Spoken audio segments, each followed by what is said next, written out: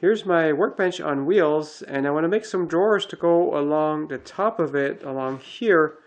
And I've already done the most difficult part, which is figuring out which pieces of wood to use. So this will be the fronts, sides, and backs, and these pieces will be the drawer bottoms.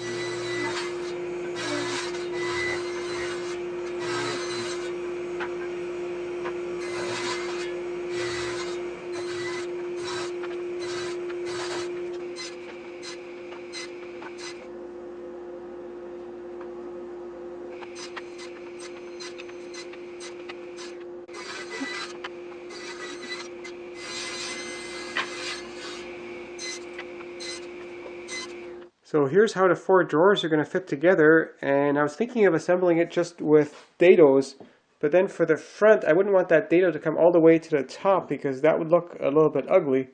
So I was thinking more of a stop dado, and then I was thinking, well, a stop dado is really a lot like a mortise, so why not just mortise it together with a panther router?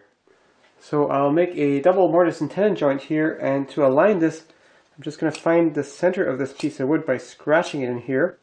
And then I'll put the router exactly in between by just pushing the pin into one of the holes here. And then I'll make sure the bit is centered on the piece of wood here. And make sure I have this on here square. And then just move the fences up against the workpiece. I want the bit to be vertically in the center, so I'm just going to loosen the template here and line up this line in here with the top edge of my workpiece. And then with the pin in the slot, that lines up the bit vertically centered in the workpiece. Now I can adjust the size of the tenon with the taper on the templates, and that means I should cut a test mortise first so I can make sure the tenon will fit. And I'll just tilt that up against the bit. Oh, and I have the clamp in the wrong place. And I want this mortise to be 17 millimeters deep, so I'll move the bit up against the workpiece. And then move the front stop so that it's 17 millimeters forward of that. And now we're ready to cut a mortise.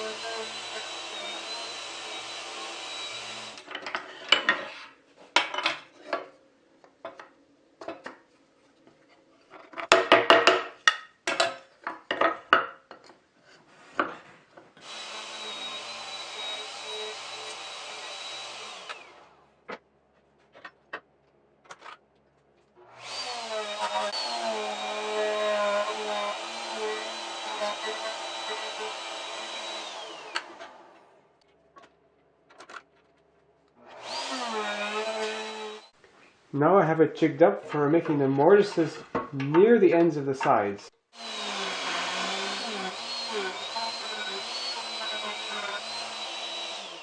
Well, here's a couple of screw-ups, big ones.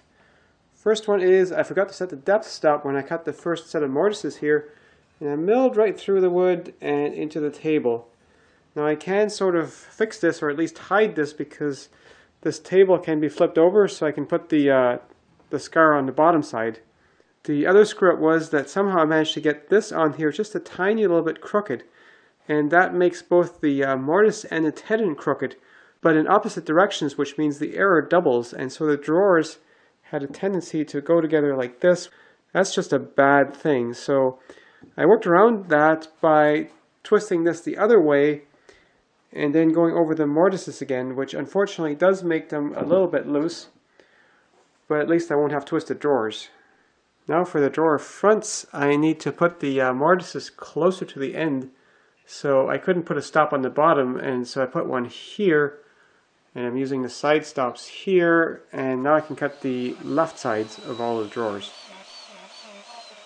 So with the fronts a little bit taller than the sides, I no longer have these in the middle, so when I flip this around, the mortises are actually now further to the right.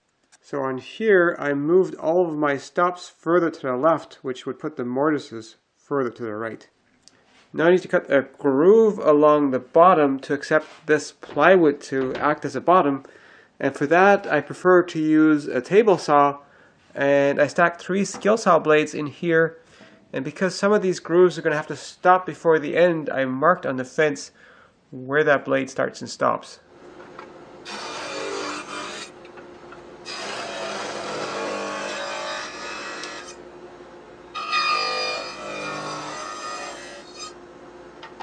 I hate wasting this nice Baltic birch plywood, but I realized if I cut the pieces for the bottom just a bit too short, I could get 2 pieces out of the same part with no waste, and then I'll just splice another piece on the back by gluing a piece of plywood on the bottom, and no one will know the difference.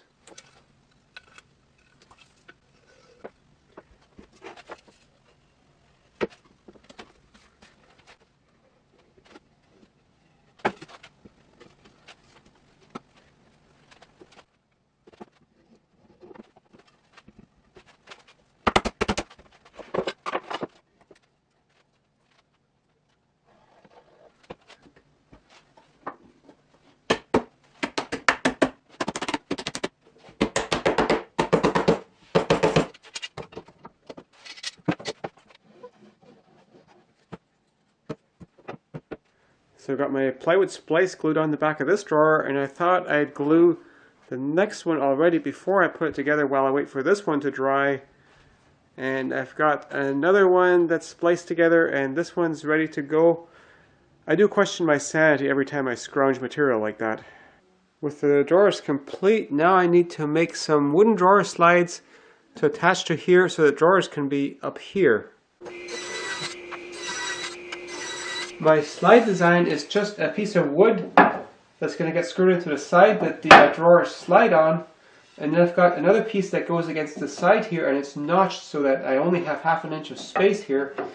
I made it so that I have just the right thickness so that if later on I want to switch it over to some metal drawer slides, these will fit right in. I set up so most of this cut for the notch can be done on the table saw, and I have a stop behind the blade so that I cut just the right distance.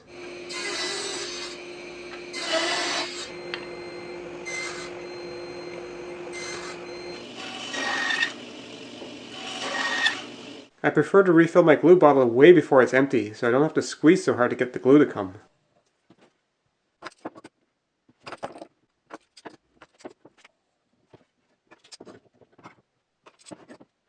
Well, I just barely have enough clamps, at least of that size.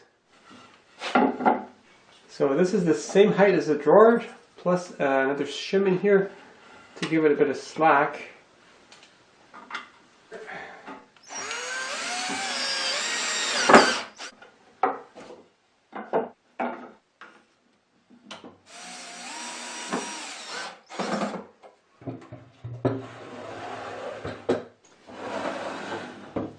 I glued on these blocks here so the drawers wouldn't tip down too far when they're pulled out.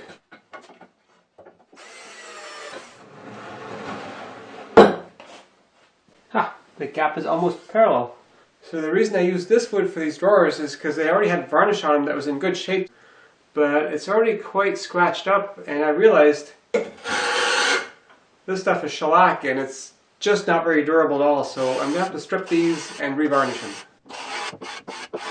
I guess the best thing about shellac is how easily it comes off. Now I need to make some handles, and I figure about this design would be good. But with the drawers now a light color, I figure a dark handle would be good. So I'm going to cut these out of a scrap of mahogany.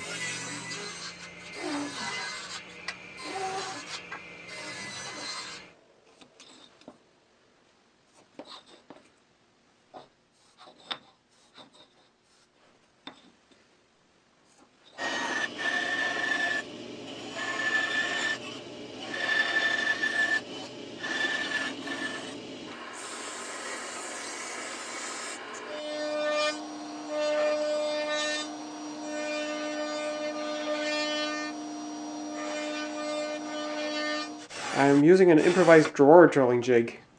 It's amazing how much money you can spend on that sort of thing if you buy one. Now before I'm going to mount these handles on here, I want to varnish the front, and before I varnish the front, I want to round over the corners so that they're nice and round using a little hand plane.